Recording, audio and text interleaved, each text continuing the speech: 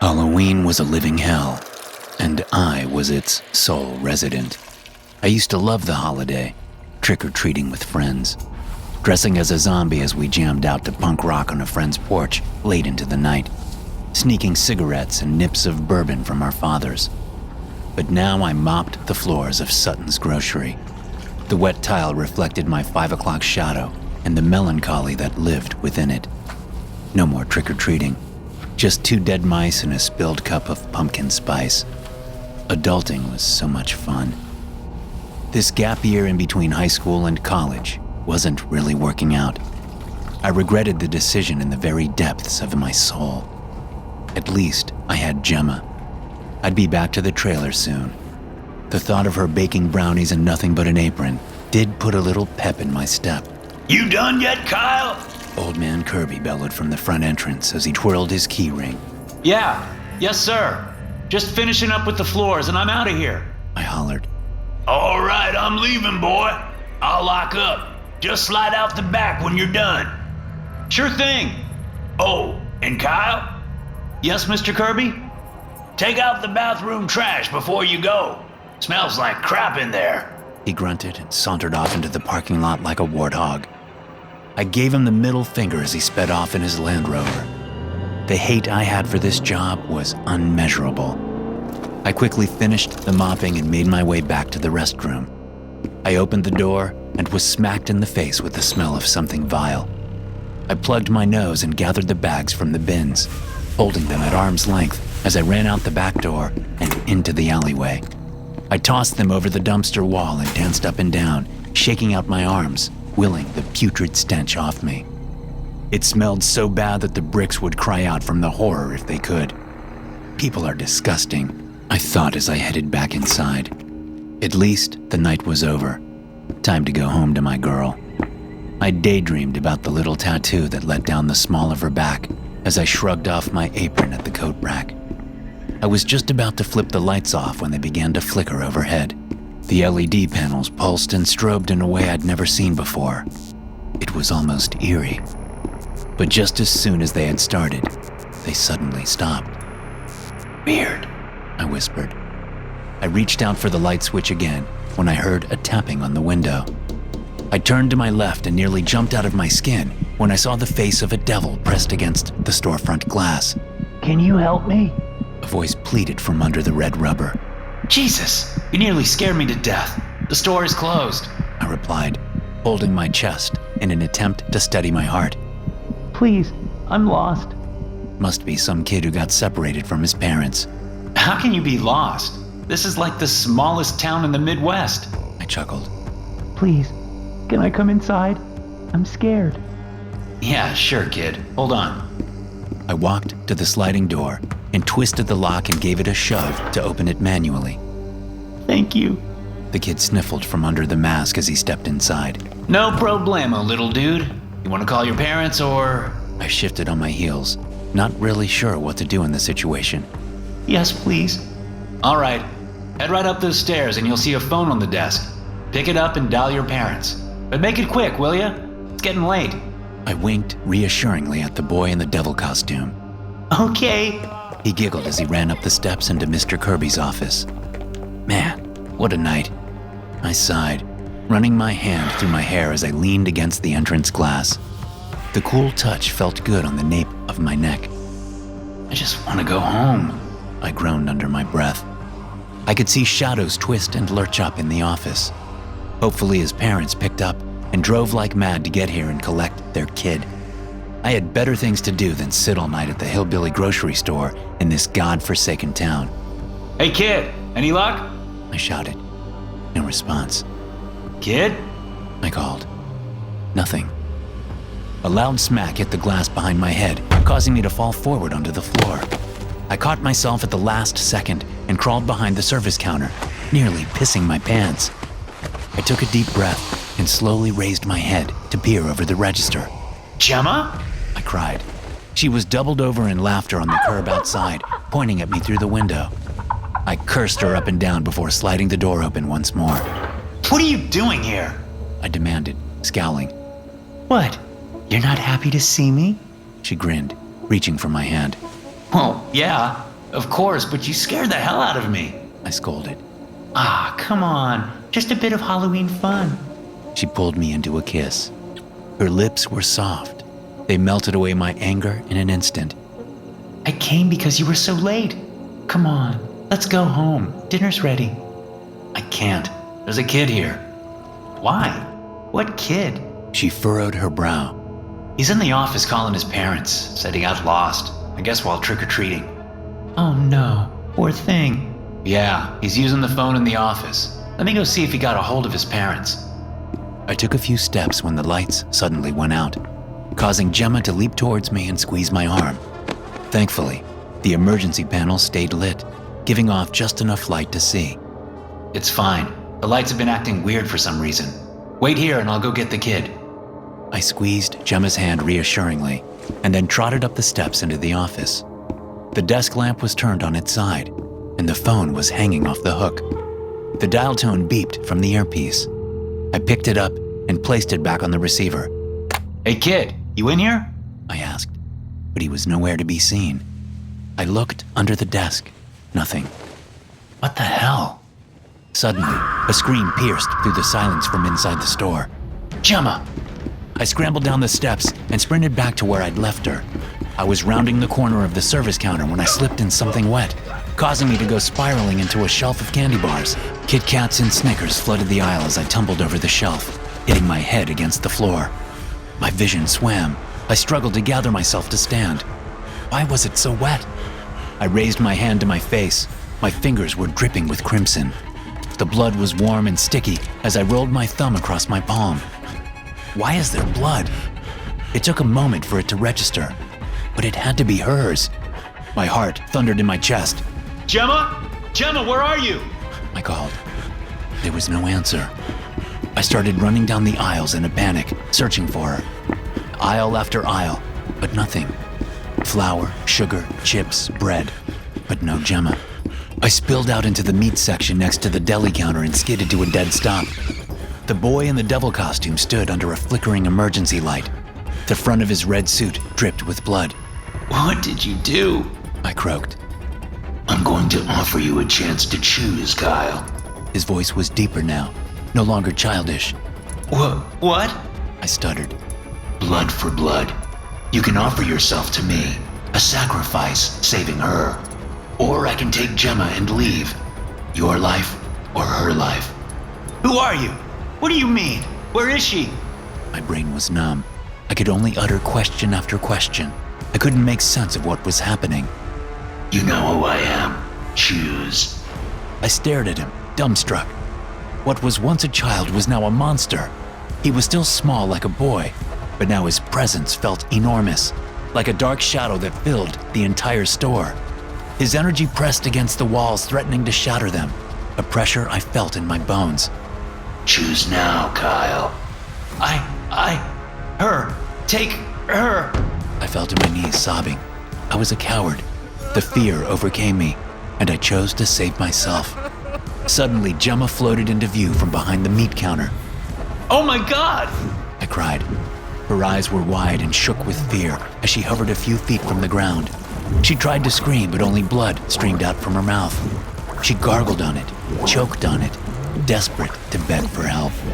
She never took her eyes off of me as she was lowered into his arms. I'm so sorry. I'm so fucking sorry. I wept. Done, he growled. The lights went out completely. Total darkness, but only for a moment. And when they came back on, they were gone. I pulled my knees to my chest and wept for hours until I finally succumbed to sleep. Mr. Kirby found me balled up by the deli counter the next morning. After he prodded me awake, I frantically babbled on about Gemma and the devil, which prompted him to call the police. The sheriff's department arrived soon after and took my statement, but showed me there was no blood anywhere to be found. The cameras hadn't caught a thing all night, and there was no sign of a struggle anywhere. After they calmed me down enough, I sat on the bench at the entrance with a blanket over my shoulders. The shock and disbelief buried me in an avalanche. I was numb, but I could hear them talking about me from the office. The deputy suggested that I'd been on drugs. Mr. Kirby agreed with them and threw in the fact that he'd never liked me for good measure. Blood for blood. Choose. His voice echoed in my mind. I'm so sorry, Gemma. You want to know what real horror is? It's not running from a man with a knife, or being swallowed up by a gelatinous glob as it slowly disintegrates your skin. No, it's being married for 15 years to someone who hated you. Well, maybe hate is a strong word, but it certainly seemed like she loathed my entire existence. My presence was a burden, and she made it well known with every sigh and eye roll. Our relationship might have been in tatters, but she'd never let the public know it. According to her Instagram, we were a happy couple. The page was littered with fake smiles and half hugs. It was the only time she touched me anymore, for a photo op. She was the elementary school principal after all. She had an image to uphold. We were going to the school staff Halloween party, just like we did every year. I sat quietly, watching as she slipped on her Wonder Woman costume. She was lean and trim. Her legs were fantastic. Watching her stirred a hunger in me that hadn't been quenched in years. And she knew it. She liked torturing me with flaunting her body but never letting me touch it. It was some sick game that she got off on. Control. She loved control. Look at me or I'll cut your eyes out. Shh, not today. No voices today. Let me touch you or I'll wear your skin. Shut up! I screamed internally. The voice in my head was getting harder to control. I pushed it down deep to a hidden place. You ready? She huffed as she adjusted her skirt. Yup, I replied. She turned to look at me. A deep frown crept across her face. Maybe we should have gone as salt and pepper like I'd originally thought. Why? I looked down at my costume. You just don't have the build to pull off Superman. She walked over and pinched my love handles through the blue fabric. I've been going to the gym. I blushed in embarrassment. You should go more. She let out a deep sigh. Oh well, let's go. The car ride was a quiet one. Classic rock hummed over the speakers of our sedan as Sarah texted God knows who from the passenger seat. She didn't have anything to say to me, and maybe it was better that way. The voice would stay quiet if we were quiet. I ran through my mental steps the therapist had told me to practice to ensure I stayed in control. I always made a mental note to lay off the snacks. If I lost a few pounds, maybe she would notice. Maybe she would like me better. We're late. Look, everyone is already here. We should have left earlier. She groaned, throwing the door open as soon as I parked. She didn't wait for me and quickly scurried into the house. Shouts and laughter rang out from the party as she walked in. When I finally made it through the door, I saw Sarah making her rounds, hugging each and every man in the room. It should have bothered me, but it didn't. It only made my heart ache. I envied them. My promise to avoid snacks was short-lived as I found myself hovering near the chips and guacamole, eating my feelings again. Sarah danced and mingled with her coworkers as I shoved chip after chip into my mouth. She caught my gaze once from across the room, but quickly turned to converse with someone else. Classic avoidance. Why didn't she love me? What had I done to make her despise me so? You should kill her. The voice reverberated through my brain, drowning out the music from the party. What? I croaked. You should kill her. The voice was so loud this time, it sounded as if someone had whispered it in my ear. I spun around quickly to see if someone was behind me, but there was no one else in the kitchen. Just me. 10, 9, 8. I started my countdown to stifle the voice. She deserves to die, Thomas. 7, 6, 5. She doesn't love you. She never has. 4, 3, 2. Kill her. 1. I squeezed my eyes shut and took a deep breath, just like the doc had taught me. I opened them. The lights and sounds of the party came rushing back. I sighed in relief. A woman in a pumpkin dress waltzed through the kitchen to grab a drink. She poured herself some punch from the ladle and turned to smile at me. You should totally kill her, Thomas. Excuse me? I stammered. Yeah, just take her to the bedroom and choke her until she stops breathing. Come on, it'll be fun. She winked. I shook my head and fell back against the counter, knocking the dip container onto the tile floor. What did you say? I cried. Suddenly, Chad, the athletic director, popped into the kitchen. Hey, are you guys talking about Thomas and how he should murder his wife? He let out a hearty laugh. Oh my God, yes! I was just telling Thomas to take her to the bedroom and choke the life out of her. The woman in the pumpkin dress squeezed Chad's arm as they cackled in unison. No. Take her out to my shed. There are so many tools out there. Ooh, use the shears. I just sharpened them last weekend. They'd take her head clean off. More laughter. What's going on? I was dumbfounded and a little afraid. See, they want you to do it, Thomas. Everyone wants you to kill her. No. I whispered. Do it. The voice demanded. Yeah, come on, do it, Thomas. The woman taunted. Man up. Go murder your wife. Chad echoed. The lights spun overhead. I felt dizzy. I thought I was going to pass out. Kill her! Kill her! Kill her! The entire party sang in unison, staring at me through the open kitchen. What's going on? I screeched. Sarah moved to the front of the group and came to stand in front of me. Come on, Thomas, just end it. I can take it. Please, I want you to. My wife took me by the hand and led me to the bathroom. I was so confused. My body trembled in terror. I could hear the crowd chanting as we closed the door. Kill her! Kill her! Kill her! Sarah grabbed the sides of my face and brought me into a deep kiss. Then she plugged the sink and filled it up to the top with warm water. Kill me, Thomas. It's the only way I'll ever love you. Do it for me. Her eyes glistened with yearning. Ow! Hold my head under the water. Come on, it'll be fun. She winked and hovered her face an inch over the surface of the sink basin. Everyone wanted me to do it. She said she would finally love me if I did it.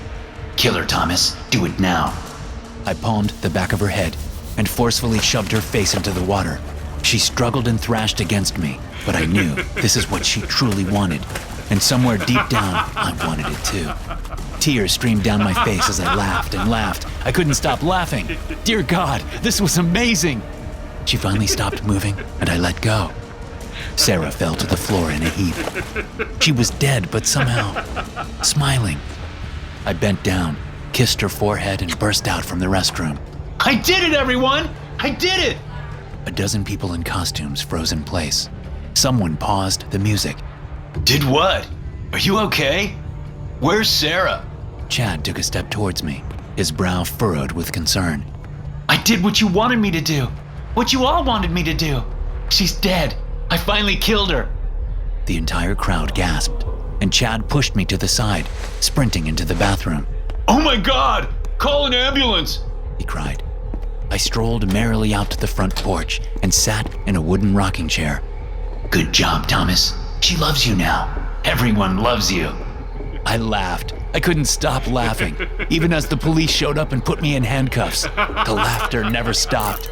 The joy was just too immense to keep inside. The laughter was eternal, and so now was the love everyone had for me. She loved me. They all did, and they always would. Charlie, why are you dressed up like a fairy? Nana furrowed her brows, like two gray caterpillars resting in confusion over the rim of her glasses. Nana, I'm Star Child. You know, I want to rock and roll all night and party every day. I motioned at the face paint and the leather outfit. How could she not know who Kiss was? I don't know what you're talking about, sweetie, but it's not appropriate for Easter. God wouldn't like that outfit. You look like a fairy. She shook her head in disapproval. Nana, it's Halloween, not Easter. And calling someone a fairy really isn't okay anymore. Did you take your meds? She didn't answer and stared off into space, softly humming a church hymn. Whatever. I groaned, making my way to the back door. Charlie, don't forget curfew this time. My mother called from somewhere deep within the house. Yeah, got it, Mom. I rolled my eyes as I slid through the screen door and down the porch steps. Streetlights splashed a yellow gloss across the asphalt as herds of children in costumes flooded the streets. Orange and brown leaves spun in circles across the ground as a cool breeze rolled in from the south. Laughter filled the air as kids jumped and twirled in between doorbells. A part of me missed that age, the thrill of trick-or-treating and staying up late to stuff my face with candy corn. But another part of me was glad it was over. I had more adult things on my mind for this evening. I couldn't run in my platform boots, but I sped-walked faster than any soccer mom could ever dream of as I made my way across the neighborhood to Eric Plyer's house. My calves were on fire, but after a few minutes, it was totally worth it. Deadmau5 pulsed from inside as neon lights spilled out of the windows onto the lawn. Some other kids that I recognized from school were making out on the patio. I made my way into the foyer through the entanglement of bodies and mounds of discarded red Solo cups. A sea of risque costumes writhed in the living room as EDM raged through the speakers.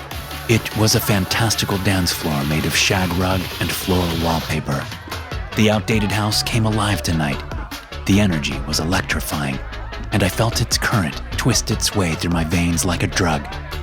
I slipped my way into the fray of flesh and danced like I never had before. My limbs twirled in a frenzy as the bass rattled my teeth. This went on for hours. By the time I came down from my buzz, most of the people had left the party.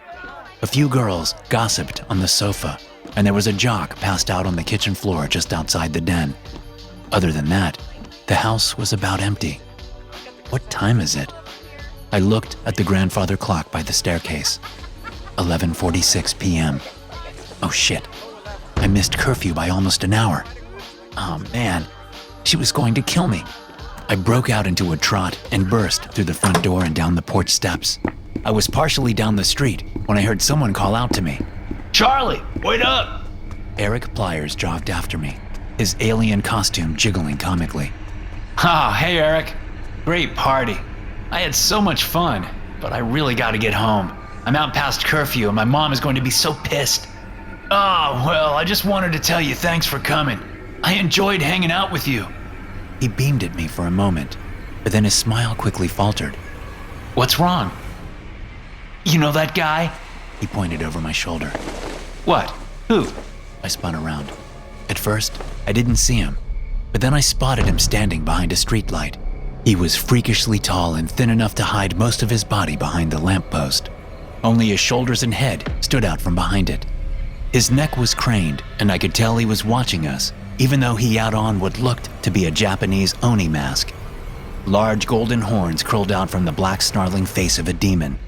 I'd seen something similar in an anime before. Can I help you? I shouted. I spun around to face Eric. Seriously, what's with this guy? I asked, throwing up my hands. I don't know, what a creep. I turned my head to look over my shoulder, but the man was gone. What the hell? I paced in a circle, scanning the area. I didn't see him anywhere. Well, the creepy dweeb must have taken off.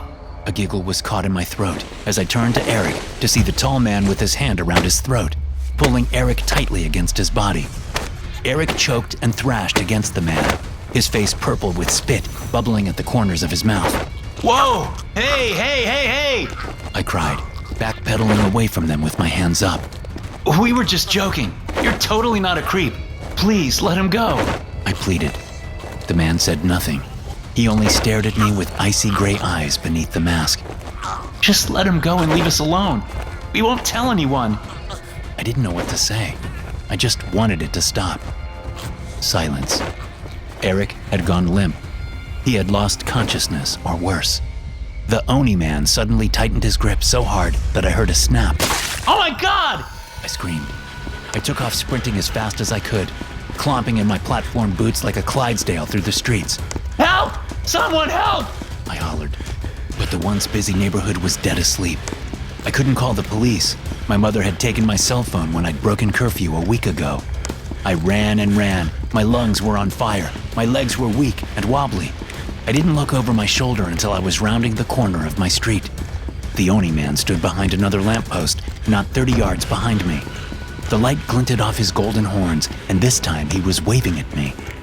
Tears rolled down my face as I galloped further down the sidewalk. I was almost to my house when I tripped over my boots and face planted onto the concrete. my mouth filled with blood from where I'd chipped my teeth. I spit out the shards and a mouthful of blood as I scrambled back to my feet. The man was close. I could hear his footsteps just behind me, but I didn't dare look back. I darted through the yard and into the house, slamming the door and locking it behind me. Charlie, is that you? You're late again. My mom shouted while descending the staircase. Mom, call the cops. I screeched. What? Why? What's happened? She scrambled down the steps and into the living room. Oh my God, what happened to your face? She grabbed the sides of my cheeks to examine the damage. Don't worry about that, Mom. Damn, call the police. I yelled. What's going on, Charlie? Are you on drugs? No, Mom, the man in the mask, he killed Eric, and he's after me. I whimpered. What are you talking about? Who is Eric? Who is after you? Her voice was high-pitched and panicky. Before I had a chance to answer, I heard a window shatter in the study. My mother quickly crossed the room, her pink bathrobe billowing behind her. No, Mom, don't go in there! I cried, but it was too late. The tall man emerged from the doorway and slammed her against the wall. She cried out in pain as he wrapped his hands around her neck and slammed her again and again. I fell to my knees as her body smashed through the drywall, cracking the wooden studs beneath. She crumpled to the floor in a heap after he was done. Blood pooled around her head, matting her blonde hair to the hardwood. The Oni man turned to face me. The same steely gaze shone through the eye holes in the demon mask. There was no emotion there. He was the void, and I was to be consumed by it, one way or another. This is it. This is where I die. The thought bounced around my skull like static. Just before his hands reached me, an explosion rang out just over my head, sending the man tumbling backward. My ears rang and the whole world slowed down. I watched as he struggled to stand, but before he did, another blast tore through his chest. He didn't get up that time. I turned to look behind me. The devil never stood a chance on Easter, Charlie. Always remember that. Nana stood at the bottom of the staircase, smoke drifting from the barrel of her shotgun. I ran to her and wrapped my arms around her shoulders, sobbing. It's all right, son. It's all right. She patted my back after dropping her gun to the floor. Mom was in a coma for a week, but ended up pulling through without any permanent damage. We had called an ambulance just in time, the paramedics had said. They were able to get her in for surgery before her brain had swelled too far. Eric hadn't been so fortunate. His neck had been broken, and he'd been deprived of oxygen for too long. Nana and I attended his funeral a few days later. It was a beautiful service. The entire school had shown up. As for the Oni man, well, he had lived somehow despite all the buckshot he'd taken. The police had him in custody at the hospital, but claimed he was mute. He never said a word. They also couldn't find anything on his fingerprints in the system. It was like he didn't exist. Before they could sort it all out, he had escaped. The officer that was supposed to watch the room was on indefinite leave for allowing him to slip away. It was all over the news. A patrol car sat outside our house every night for months, just to be safe. But I never felt at ease walking the neighborhood again. I couldn't stop looking at the lamppost, waiting to see those horns glowing in the streetlight, to see him watching, to see him waving. Thanks for listening. If you enjoy these stories, be sure to subscribe to the podcast and check out some more of my episodes here.